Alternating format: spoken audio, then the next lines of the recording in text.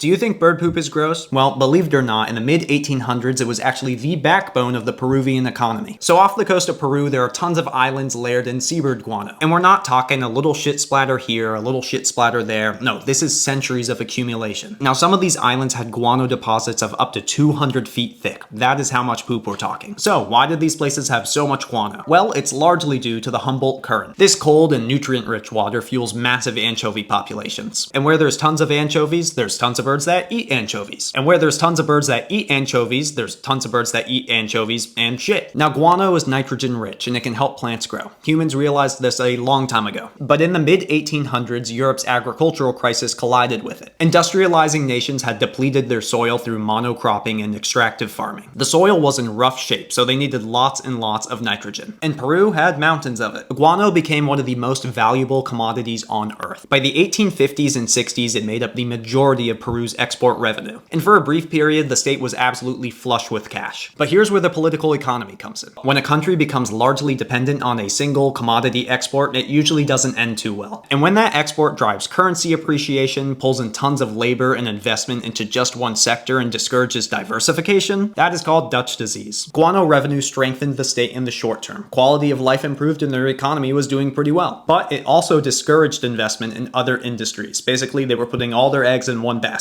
Peru's economy became completely tied to one volatile global market. And once the extraction of guano began, it just intensified. Now, Peru absolutely had the guano, but it didn't fully control the money. Foreign investors, primarily from Great Britain, financed the trade and shaped these contracts to benefit themselves. Peruvian elites handled distribution and captured huge profits, and most of the actual work was done by Chinese indentured workers brought in under brutal conditions to mine the guano. And like most extractive booms, it was not built for longevity. Guano mounds that took centuries to accumulate were stripped in decades. And at the same time, Peru had borrowed heavily against future guano revenues. When production slowed and prices fluctuated, the debt did not disappear. Then came regional conflict. During the War of the Pacific, Chile seized nitrate-rich territories, reshaping the fertilizer economy of South America. So the guano boom didn't collapse because of one single thing. It collapsed when ecology, geopolitics, and debt converged in a very messy way. This is the extractive cycle we've seen over and over again. A region exports a valuable raw resource, foreign capital finances the trade and makes profit through shipping, insurance, price setting, etc. The exporting country then becomes dependent on that one commodity. Then when prices fall or decline in any way, the economy absorbs the shock. Now, does this happen with every natural resource? No, but our system is structured in a way that it becomes very, very common. And I think this is a prime example of how our current economic system incentivizes extraction faster than an ecosystem can regenerate.